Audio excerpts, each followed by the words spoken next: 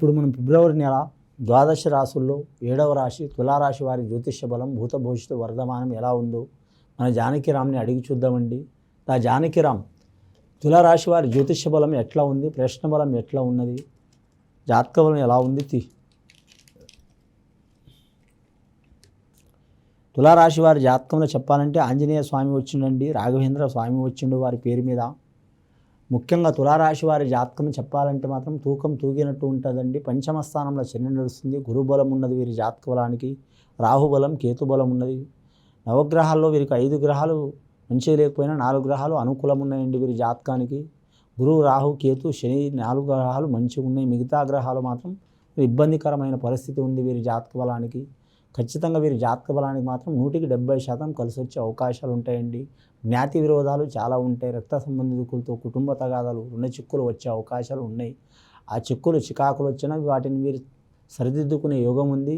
అలాగే మాత్రం పోరాడి గెలిచే యోగం ఉంటుంది. ఎక్కడ పోయినా నిత్య కళ్యాణం పచ్చతోరణం అయ్యే అవకాశం ఉన్నదండి. తులారాశి వారి జాతకంలో చెప్పాలంటే మాత్రం లక్కీ నెంబర్ 9 వస్తుంది, 3 వస్తుంది, 6 వస్తుందండి. గురు శుక్ర మంగళవారం చాలా వరకు మంచిది. వస్త్రాలు అన్ని వస్త్రాలు ధరించడం మంచిది. ఏ వస్త్రం చెడు కాదు వీరి పేరు మీద. బూడిద రంగు కలర్ మంచిది కాదండి. కానీ వివాహమైన వారికి, భార్యాభర్తలతో ఇబ్బందులు ఉన్నవారికి తప్పకుండా తొలగిపోతాయి. వీలైతే భద్రాచలం దర్శనం చేసి మాత్రం ఆ సీతారామచంద్రుని దర్శనం చేసుకోవడం చాలా వరకు శుభసూచకం అండి. అంశబలం మంచిగా ఉంటుంది వీరి జాతక బలానికి. విద్యార్థులకు మాత్రం చాలా వరకు మాత్రం మంచి ఫలితాలు కలిసి వస్తాయి. జ్ఞాపక శక్తి చాలా వరకు మాత్రం కలిసి వచ్చే అవకాశాలు ఉంటాయి. పెద్దల పేరు నిలబెట్టే యోగం ఉందండి. వారు చదువుకునే పాఠశాల కావచ్చు, కళాశాల కావచ్చు, తప్పకుండా వారు కలిసి వచ్చే అవకాశం ఉంటుంది వీరి జాతక బలానికి. ధనాదాయ విషయంలో చూడాలంటే మాత్రం సరి సమాన యోగ బలం ఉంటుందండి. కుడి చేతిలో ధనం సంపాదించిన ఎడమ చేతిలో ఖర్చు అయ్యే అవకాశం ఉంటుంది. ఎంత ఖర్చు అయినా మాత్రం వారు నియంత్రణలో ఉంటారు. తులారాశి వారి జాతకంలో చెప్పాలంటే మాత్రం ప్రయాణాలు అధికంగా ఉంటాయండి. అలాగే ఆహార విహార విషయంలో జాగ్రత్తగా ఉండాలండి. నిద్ర విషయంలో, ఆహార విషయంలో, ఇంకోటి మాత్రం ప్రయాణాలు ఎక్కువ జరిగే అవకాశం ఉన్నాయి. ఆకస్మికంగా వీరికి ఆరోగ్యంలో కొన్ని ఇబ్బందికరమైన పరిస్థితులు ఎదుర్కొనే వచ్చే యోగం ఉన్నదండి. ఆ ఇబ్బందులు తొలగిపోవాలంటే మాత్రం వీరి జాతక బలానికి ఎవరికి పూజ చేసినా చేయకపోయినా మాత్రం ఆరోగ్య ప్రదాత కరెక్ట్ మాత్రం విష్ణుమూర్తికి సందర్శనం చేయడం చాలా మంచిది. అలాగే వీరి జాతక బలానికి చూడాలంటే విష్ణుమూర్తి అంటే ఖచ్చితంగా రాముడు కావచ్చు, అలాగే మాత్రం కృష్ణుడు కావచ్చు, పాండురంగ స్వామి కావచ్చు, లక్ష్మీనరసింహ స్వామి కావచ్చు, ఎవరికైనా మాత్రం దర్శనం చేసినా పూజ చేసినా చాలా వరకు మంచిదండి వీరి పేరు మీద.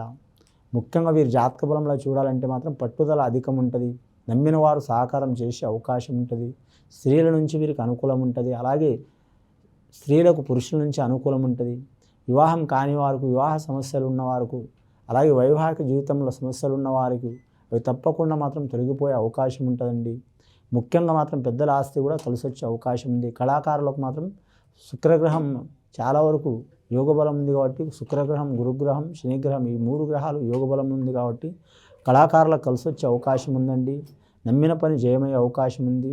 సంగీత కళాకారులు కావచ్చు, గీత రచయిత రాసేవారు కావచ్చు, డైరెక్టర్లు కావచ్చు, నిర్మాతలు కావచ్చు, చాలా వరకు మంచి ఫలితాలు కలిసి వస్తాయి.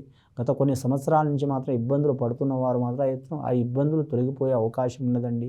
ముఖ్యంగా ధనం విషయంలో జాగ్రత్తగా ఉండాలి. వ్యాపారస్తులకు మాత్రం కలిసి వచ్చే అవకాశం ఉందండి. కొత్తగా వ్యాపారం మొదలు చేయాలనుకునే వారు కూడా కలిసి వచ్చే అవకాశం ఉంది. అని వ్యాపారంలో అనుకూలత ఉండాలంటే ఖచ్చితంగా సత్యనారాయణ స్వామి వ్రతం చేయాలండి, కలిసి వచ్చే అవకాశం ఉన్నది. అలాగే వివాహ కార్యాలు, గృహ నిర్మాణాలు చేసేవారు కూడా మాత్రం సత్యనారాయణ స్వామి వ్రతం చేయాలండి. చేస్తే చాలా వరకు కలిసి వచ్చే అవకాశం ఉంది.